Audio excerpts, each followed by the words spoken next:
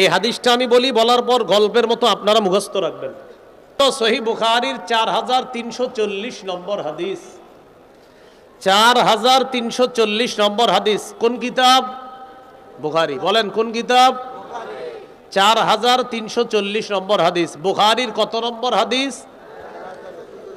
এই হাদিসটা আমি বলি, বলার পর গল্পের মতো আপনারা মুখস্থ রাখবেন। عن علي بن أبي طالب رضي الله تعالى عنه بعث النبي صلى الله عليه وسلم سرية واستعمل عليهم رجلا من الأنصار। নবীজি একটা সেনাবাহিনীকে যুদ্ধে পাঠাইলেন। সেনাবাহিনীর একজন সেনাপতি নিযুক্ত করে দিলেন, আমির নিযুক্ত করলেন।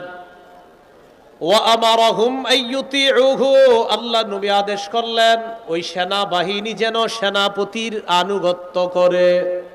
আবার বলছি, নবীজি একটা সেনাবাহিনী প্রেরণ করলেন, একজন আমির নিযুক্ত করে দিলেন, আর হুকুম করলেন আল্লাহ নবী ও সেনাবাহিনীর দল, তোমরা আমিরের আনুগত্য করবা। বুঝে আসছে দুটুকু? তো জিহাদের ময়দানে গেছে, যাওয়ার পর ফাগাদিবা, আমির সাহেব কোনো কারণে রাগ হয়ে গেছে। আমির সাহেবের রাগ উঠছে। রাগ ওঠার পর সেনাবাহিনীকে বলতেছে, আলাইসা কদ আমারাকুম রাসূলুল্লাহ সাল্লাল্লাহু আলাইহি ওয়াসাল্লাম আন তুতিউনি। আচ্ছা, নবী কি তোমাদেরকে হুকুম করে নাই আমার আনুগত্য করার জন্য? নবী কি তোমাদেরকে হুকুম করে নাই আমার আনুগত্য করার জন্য? সাহাবারা যারা আছে তারা সবাই বললেন, হ্যাঁ, আল্লাহ নবী বলছে আমরা যেন আপনার হুকুম মানি। এবার আমির সাহেব বললেন, আল্লাহ নবী বলছে আমার সব কথা মানার জন্য এখন আমি যা বলবো তা মানবা। ইজমাউলি হাতবা, তোমরা লাকড়ি সংগ্রহ করো। কি সংগ্রহ করো? লাকড়ি। ফাজামাউ, তারা লাকড়ি সংগ্রহ করছে। করার পর আমির সাহেব বললেন, আউকিদুহা নার, লাকড়িতে আগুন লাগায় দাও। ফাআউকাদুহা নার, লাকড়ির মধ্যে আগুন লাগায় দিস। আগুন জ্বালানোর পর আমির সাহেব বললেন, উদখুলুহা, তোমরা সবাই আগুনের মধ্যে ঝাঁপ দাও। কি বললেন? আর সবাই বলেন কি বললেন? আমি আবার বলছি, এটা কোনো কল্প কাহিনী নয়। সহিহ বুখারীর 4340 নম্বর হাদিস। রাসূলুল্লাহ সাল্লাল্লাহু আলাইহি সাল্লাম একটা সেনাবাহিনীকে পাঠাইছে যুদ্ধে, একজনকে আমির বানায়া দিছে আর বলছে আমিরের কথা শুনবা। আমির সাহেব রাগ করছে। রাগ করার পর বললেন, নবী কি তোমাদেরকে বলে নাই আমার কথা মানার জন্য? সবাই বললেন হ্যাঁ বলছে। তাহলে আমি যা বলবো শোনো, লাকড়ি সংগ্রহ করো। তারা লাকড়ি সংগ্রহ করলেন। এবার আমির সাহেব বললেন, লাকড়িতে আগুন লাগাও। তারা আগুন লাগাইলেন। আমির সাহেব বললেন, উদখুলু হা, এবার আগুনে সবাই ঝাঁপ দাও। কোথায় ঝাঁপ দাও? এদিকে আসো। ফাহাম্মু, সবাই রেডি হয়েছে আগুনে ঝাঁপ দিতে। আমার দিকে তাকান, সবাই কি হয়েছে? আগুনে ঝাঁপ দিতে রেডি। সাহাবীরা যারা দলে আছে, সেনাবাহিনী সবাই রেডি আগুনে ঝাঁপ দিবে। তো ঝাঁপ দেওয়ার আগে ফাজা আলা ইউমসিকু বাদুহুম বাদ, একজন আরেকজন এইভাবে ধইরা বলে, এই আসলে ঝাঁপ দিমু। একজন আসলে ঝাঁপ দিমু। একজন আরেকজন বলে, এই আসলে ঝাঁপ দিমু বলতেছে। কয় কেন? ইন্না ফারারনা মিনান নারি ইলা রাসূলিল্লাহি সাল্লাল্লাহু আলাইহি ওয়াসাল্লাম, আমরা তো জাহান্নামের আগুন থেকে বাঁচার জন্য নবীর কাছে আসছি। সেই নবী আমিরের কথা মানতে বলছে, এর মানে সেই নবী আমাদেরকে আগুন ঝাঁপ দেওয়ার হুকুমও মানতে বলবে? এটা হতে পারে না। আরে আমরা তো আগুন থেকে বাঁচার জন্য নবীর কাছে আসছি, সেই নবী আগুনে ঝাঁপ দেওয়ার হুকুমও মানতে বলবে? এটা আমাদের মনে হচ্ছে এটা এরকম নবী বলবে না। এটা সাহাবীরা একজন আরেকজনের বলতেছে, ঝাঁপ দিবে দেয় না, দিবে দেয় না। এই ঝাঁপ দিমু না, দিমু না। নবী কি এরকম বলতে পারে? এরকম বলতে বলতে সবার কানে কানে চলে গেছে এই কথা। এই নবীজির কাছে আসলাম আগুন থেকে বাঁচার জন্য, সেই নবী আগুনে ঝাঁপ দিতে বলবে, এটা মনে হয় সঠিক কথা না। এই কথা বলার পর তাদের কথোপকথনের মাঝখানে হাত্তা খামাদাতিন নার, আগুন নিভে গেছে। আমির সাহেবের রাগও ঠান্ডা হয়ে গেছে। আমাদের আমির সাহেবের 7-8 বছরে এখনো রাগ কমে নেই। কি ঠিক? ওই আমির সাহেবের রাগ ঠান্ডা হয়ে গেছে। আমাদের আমির সাহেবের কথা হলো না, আলেমরা কইলে হইব নাকি আমি ঠিক।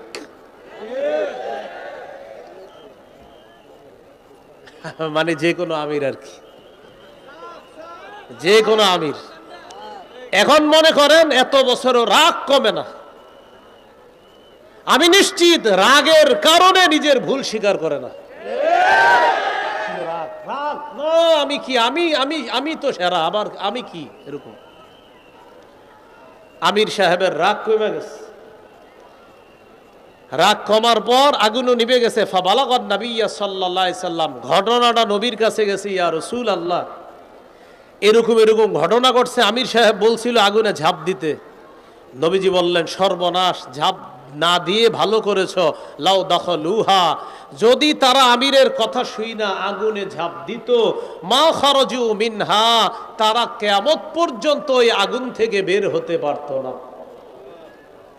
প্রিয় ভাইয়ারা, এই হাদিসটা গল্পের মতো মনে থাকবেন ইনশাআল্লাহ। একদল সেনাবাহিনী নবী যুদ্ধে পাঠিয়েছেন, একজনকে আমির বানিয়ে দিয়েছেন। নবী হুকুম করলেন আমিরের সব কথা মানবা। আমির সাহেবের রাগ উঠছে। রাগ উঠার পর সেনাবাহিনীকে বলল, ও সাহাবীরা, নবী বলছে না আমার আনুগত্য করতে? তারা বলল হ্যাঁ বলছে। তাহলে তোমরা লাকড়ি সংগ্রহ করো। করলেন। আগুন জ্বালাও। জ্বালাইলেন। আমির সাহেব বললেন আগুনে ঝাঁপ দাও। সাহাবারা পরস্পর বরাবলি করতেছে। আগুন থেকে বাঁচার জন্য নবীর কাছে আসলাম, সেই নবী আগুনে ঝাঁপ দিতে বলবে, এটা বিশ্বাস হচ্ছে না। বলতে বলতে আগুন নিভে গেছে। আমির সাহেবের রাগও ঠান্ডা হয়ে গেছে। নবীর কানে এই সংবাদ যাওয়ার পর নবীজি বললেন, লাউ দাখালুহা মা খারাজু মিনহা ইলা ইয়াউমিল কিয়ামা, আমিরের কথা শুই না তারা যদি আগুনে ঝাঁপ দিত, কিয়ামত পর্যন্ত তারা বের হতে পারত না। শোনো, ইন্নামাত তাআতু ফিল মারুফ, আনুগত্য হবে শুধু ন্যায় সঙ্গত কাজে, নাফরমানির হুকুমে কোনো আনুগত্য হবে না। আল্লাহ বুঝার তৌফিক দান করেন। কয় করণীয়? নয় করণীয়। 4 নাম্বার, পারস্পরিক ঝগড়া কমিয়ে আন্তরিকতা বাড়ানো। মনে আসেনি? আচ্ছা, আবু দাউদের বর্ণনা 4800 নম্বর হাদিস। এই হাদিসের মধ্যে আসছে, قال رسول الله صلى الله عليه وسلم انا زعيم ببيت في ربض الجنة لمن ترك المراء وان كان محقا। নবীজি বলেন, কোন ব্যক্তি যদি ঝগড়া পরিহার করে নেয়, সঙ্গত হওয়া সত্ত্বেও যদি ঝগড়া পরিহার করে, এর মানে আপনি ঝগড়া করাটার আপনার রাইট আছে, আপনার অধিকার আছে ঝগড়া করা, এবং আপনি সঠিক। নবী বলেন সঠিক হওয়ার পরেও যে ব্যক্তি ঝগড়া পরিহার করে, তাকে জানা দাও আমি জান্নাতের বেষ্টনীর মধ্যে তার জন্য একটা ঘরের জিম্মাদার হয়ে গেলাম। ঝগড়া পরিহার করা। 5 নাম্বার করণীয়, বলেন দুনিয়ার বিলাসিতা বর্জন করা। মানে দুনিয়া কামাই করা যাবে, কিন্তু আখেরাত সামনে রাখতে হবে। তিরমিজির বর্ণনা, রাসূলুল্লাহ সাল্লাল্লাহু আলাইহি সাল্লাম বলেন, লাউ কানাতিদ দুনিয়া তাদিলু ইনদাল্লাহি জানাহা বাউদা মা সাকা ফিহা কাফিরুন শারবাতা মা। এই দুনিয়ার মূল্য যদি আল্লাহর কাছে মাছির ডানা পরিমাণ হতো, আল্লাহ কোন কাফেরকে এক ঢোক পানি পান করাতেন না। ভাই, দুনিয়া কামাই করা নিষেধ না হালাল ভাবে, কিন্তু কামাই করতে গিয়ে আখেরাত ভোলা যাবে না। দুনিয়া কামাই করব আখেরাত সামনে রেখে। এই জন্য দুনিয়ার মত্ত হয়ে যেন আমরা আখেরাত ভুলে না যাই। এটা 5 নাম্বার কাজ। 6 নাম্বার, বলেন অধিকার আদায়ের লড়াই অব্যাহত রাখা। মুসলমানদের অধিকার আদায়ের লড়াইয়ের নাম, জোরে লড়াইয়ের নাম পবিত্র জিহাদ। কি আর জোরে? মুসলমানদের অধিকার আদায়ের লড়াইয়ের নাম কি? জিহাদ। হ্যাঁ, এই পৃথিবী যদি শান্তি চান, সবার চূড়ান্ত শান্তি চান, খেলাফত ব্যবস্থার বিকল্প কোনো পদ্ধতিতে শান্তি আসবে, চূড়ান্ত শান্তি আসবে না। চূড়ান্ত শান্তি খেলাফত ব্যবস্থা আসবে, এটা মনে রাখতে হবে। এই জন্য জিহাদ এটা হলো মুসলমানদের অধিকার আদায়ের লড়াইয়ের নাম হলো জিহাদ। এই জিহাদের বিষয়টা মানুষকে সঠিকভাবে বুঝাইতে হবে। রাসূলুল্লাহ সাল্লাল্লাহু আলাইহি সাল্লাম বলেন, আলাইকুম বিল জিহাদি ফি সাবিলিল্লাহ ফাইন্নাহু বাবুম মিন আবওয়াবিল জান্নাহ। তোমরা জিহাদ আবশ্যক করে নাও, জিহাদ হলো জান্নাতের একটা দরজা। নবীজি বললেন, আল জিহাদু মাজিন ইলা ইয়াউমিল কিয়ামা, জিহাদ কিয়ামত পর্যন্ত চালু থাকবে, জারি থাকবে। জিহাদের জন্য সবাই রাজি আছেন ইনশাআল্লাহ? ইনশাআল্লাহ। সত্যিকার অর্থে আল্লাহ ইনশাআল্লাহ বলার তৌফিক দান করেন, আমিন। আচ্ছা, এ হলো 6 নাম্বার। 7 নাম্বার গুরুত্বপূর্ণ কথা, যোগ্য আদর্শবান শাসক রাষ্ট্র ক্ষমতায় বসাতে হবে। বলেন, এজন্য প্রতিদিন অতিরিক্ত 2 রাকাত নফল নামাজ পড়ব। করার পর প্রথম দোয়া করব, আল্লাহ কিয়ামতের আগে বাংলাদেশে আর কোনো নারী প্রধান চাই না।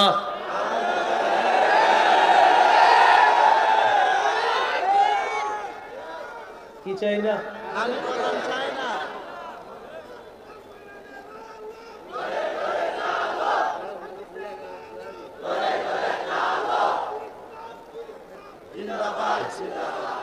একটু বুঝেন কেন, সবাই বলেন কেন, বাংলাটা বলেন। কি চাই না? নারী প্রধান চাই না। তাহলে প্রশ্ন হলো কেন? রাসূলুল্লাহ সাল্লাল্লাহু আলাইহি সাল্লাম বলেন, লা ইউফলিহা কওমুন ওয়াল্লাউ আমরাহুম ইমরাআতান, সেই জাতি কিছুতেই সফল হবে না যেই জাতি তাদের নেতৃত্বে কোনো নারীকে বসায়।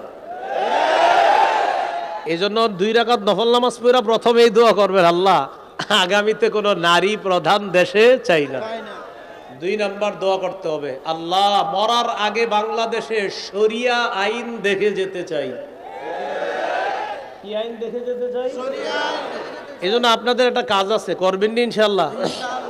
দেয়ালে লিখতে হবে, বলেন শরিয়া আইন চায় না তারা কোন না কোন অপরাধে অপরাধী যারা। আবার বলেন, শরিয়া আইন চায় না তারা কোন না কোন অপরাধে অপরাধী যারা। চোর শরিয়া আইন চাইবে না, জিনা যে করে শরিয়া আইন চাইবে না, কারণ শরিয়া আইন প্রতিষ্ঠিত হলে বিগত বছরের চুরির বিচার করতে করতেই বিচার ব্যবস্থা চলে যাবে। এজন্য শরিয়া আইন চায় না কারা? কোন না কোন অপরাধে অপরাধী যারা। এই কথাটা মনে রাখবেন।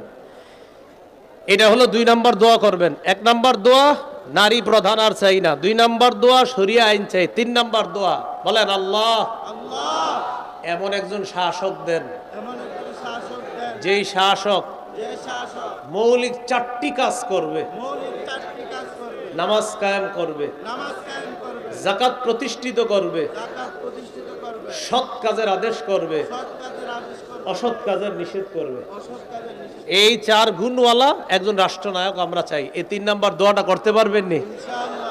সূরা হজের 41 নম্বর আয়াতে আল্লাহ বলেন, আল্লাযীনা ইম্মাক্কান্নাহুম ফিল আরদি আকামুস সালাহ ওয়া আতাউয যাকাতা ওয়া আমারু বিল মা'রুফি ওয়া নাহাউ আনিল মুনকার। আল্লাহ তাআলা বলেন, যাদেরকে আমি রাষ্ট্র ক্ষমতায় বসাই তাদের মৌলিক কাজ হলো 4টা। 1 নাম্বার নামাজ কায়েম করা, 2 নাম্বার যাকাত প্রতিষ্ঠিত করা। কি প্রতিষ্ঠিত করা? যাকাত প্রতিষ্ঠিত করা। আমাদের বাংলাদেশ এখনো সুদভিত্তিক রাষ্ট্র। এদেশে স্লোগান দেওয়া হচ্ছে দারিদ্র বিমোচনে সুদ। আমরা স্লোগান দিব দারিদ্র বিমোচনে সুদ নয়, যাকাত। বলেন আমার সাথে, সুদে ফকির আরো ফকির হয়, যাকাতে ফকির ধনী হয়। বলেন তো, সুদে ফকির, যাকাতে ফকির। এজন্য 2 নাম্বার যাকাত ভিত্তিক রাষ্ট্র ব্যবস্থা এটা হতে হবে। সুদ ভিত্তিক রাষ্ট্র ব্যবস্থার পরিবর্তে যাকাত ভিত্তিক রাষ্ট্র ব্যবস্থা যখন হবে, 1 বছর পরে সুদ বলবে, প্রিয় যাকাত তুমি ভালো থেকো, আমি বিদায় নিই। এই জন্য শরিয়া ভিত্তিক রাষ্ট্র যদি চলে, ইনশাল্লাহ দুনিয়ার কারো কাছে আমরা আর মাথা নত করা লাগবে না, যার বড় প্রমাণ আফগানিস্তান। বলেন কারা? 3 বছর আগে এদেরকে কেউ গণে নাই, এখন আফগানিস্তান বলে গোনার টাইম নাই। আল্লাহ বুঝার তৌফিক দান করেন। কলিজাটা ছিঁড়া মনে চাই বুঝাই আরো কিছু, কোনো কারণে আসে না। আল্লাহ বুঝার তৌফিক দান করেন। এই হলো আপনার 7 নাম্বার। এমন একজন যোগ্য শাসক বসাতে হবে, আকামুস সালাহ, নামাজ কায়েম করা, আতাউজ যাকাত, যাকাত প্রতিষ্ঠিত করা, আমারু বিল মারুফ, নেক কাজের আদেশ করবে, ওয়ানাহাউ আনিল মুনকার, অসৎ কাজে নিষেধ করবে। 8 নাম্বার করণীয়, শুরা ব্যবস্থার গুরুত্ব অনুধাবন করা। মসজিদের খতিব সাহেব যারা আছি এলাকার, আমরা শুরা ব্যবস্থার গুরুত্ব কি, কি পরিমাণ প্রয়োজনীয়তা, এটা জাতিকে বোঝাতে হবে। এটা হলো শুরা ব্যবস্থা। এই কথাগুলা এই সাধারণ মুসলমানরা বুঝতে হবে। আলেমরা এগুলা বুঝে, কিন্তু সাধারণ জনগণ শুরা ব্যবস্থার কি লাভ, কি ফায়দা, কি উপকার, এটা বুঝতে হবে, এটা অনুধাবন করতে হবে। সর্বশেষ করণীয়, বলেন শত্রুকে শত্রু মনে করতে হবে, বন্ধু মনে করার কোনো সুযোগ নাই। বলেন আমরা বারবার ভুল করব না। বলেন এক শত্রু ছেড়ে আরেক শত্রু গ্রহণ করে বৃষ্টি থেকে বাঁচার জন্য ঝর্ণার নিচে দাঁড়াবো না। হ্যাঁ, এক শত্রু ছেড়ে আরেক শত্রু গ্রহণ করে বৃষ্টি থেকে বাঁচার জন্য ঝর্ণার নিচে দাঁড়াবো। কেউ ভাই আপনি ঝর্ণার নিচে দাঁড়াইছেন কেন? বৃষ্টি থেকে বাঁচার জন্য। ও আচ্ছা, আহা থাক, মাশাল্লাহ মাশাল্লাহ, নাকি? হ্যাঁ, ঝর্ণার নিচে কেন ভাই আপনি? ঝর্ণার নিচে হুজুর আর বললেন না, বাইরে বৃষ্টি, ওই জন্য ঝর্ণার নিচে। ও আচ্ছা আচ্ছা আচ্ছা। এক শত্রু ছেড়ে আরেক শত্রু গ্রহণ করা মানে বৃষ্টি থেকে বাঁচার জন্য ঝর্ণার নিচে দাঁড়ানোর মতো বোকামি করা। আর বোকামি করা যাবে না ভাই। আন্তরিকতা বাড়ায়া মুসলমানরা 90% মুসলমানের দেশে যে কোনো মূল্যে দেখেন কোনোভাবে ইসলামী হুকুমতটা কায়েম করা যদি যায়, ইনশাল্লাহ আমরাও আফগানিস্তান মতো মাথা উঁচু করে দাঁড়াতে পারবো। আল্লাহ আমাদেরকে বুঝার তৌফিক দান করেন। সুবহানাল্লাহি ওয়া বিহামদিহি।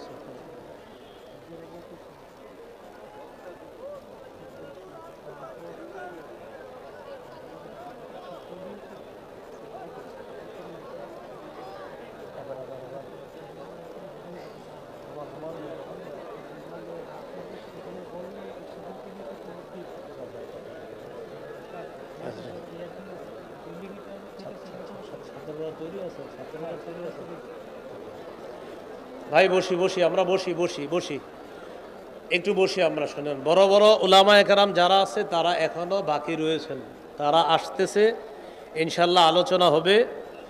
এই যে ভবনটা দেখেন, ভবন নির্মাণ হচ্ছে, তৈরি হচ্ছে।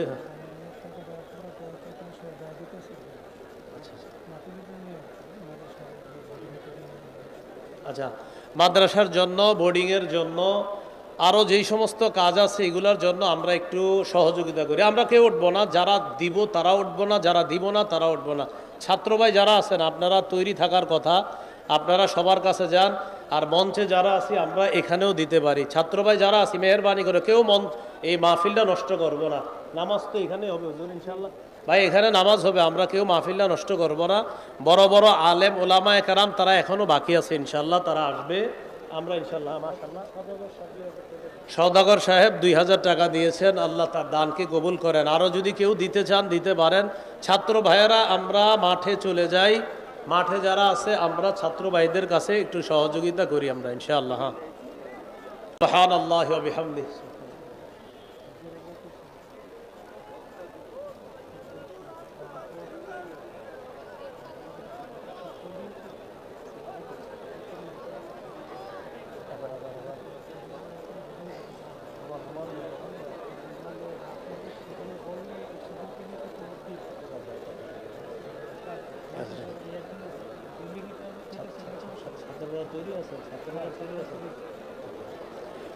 ভাই বসি বসি, আমরা বসি বসি বসি, একটু বসি আমরা। শোনেন, বড় বড় উলামায়ে কেরাম যারা আছে তারা এখনো বাকি রয়েছেন, তারা আসতেছে, ইনশাল্লাহ আলোচনা হবে।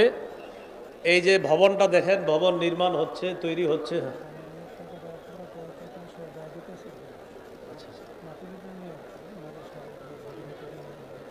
আচ্ছা, মাদ্রাসার জন্য, বোর্ডিংয়ের জন্য, আরও যেই সমস্ত কাজ আছে এগুলোর জন্য আমরা একটু সহযোগিতা করি। আমরা কেউ উঠবো না, যারা দিব তারা উঠবো না, যারা দিব না তারা উঠবো না। ছাত্র ভাই যারা আছেন আপনারা তৈরি থাকার কথা, আপনারা সবার কাছে যান। আর মঞ্চে যারা আছি আমরা এখানেও দিতে পারি। ছাত্র ভাই যারা আছি মেহেরবানি করে কেউ এই মাহফিলটা নষ্ট করবো না। নামাজ তো এখানে হবে হুজুর ইনশাল্লাহ। ভাই এখানে নামাজ হবে, আমরা কেউ মাহফিলটা নষ্ট করব না। বড় বড় আলেম ওলামা একরাম তারা এখনো বাকি আছে ইনশাল্লাহ, তারা আসবে। আমরা ইনশাল্লাহ মাশাআল্লাহ সওদাগর সাহেব 2000 টাকা দিয়েছেন, আল্লাহ তার দানকে কবুল করেন। আরও যদি কেউ দিতে চান দিতে পারেন। ছাত্র ভাইয়েরা আমরা মাঠে চলে যাই, মাঠে যারা আছে আমরা ছাত্র ভাইদের কাছে একটু সহযোগিতা করি আমরা ইনশাআল্লাহ। হ্যাঁ।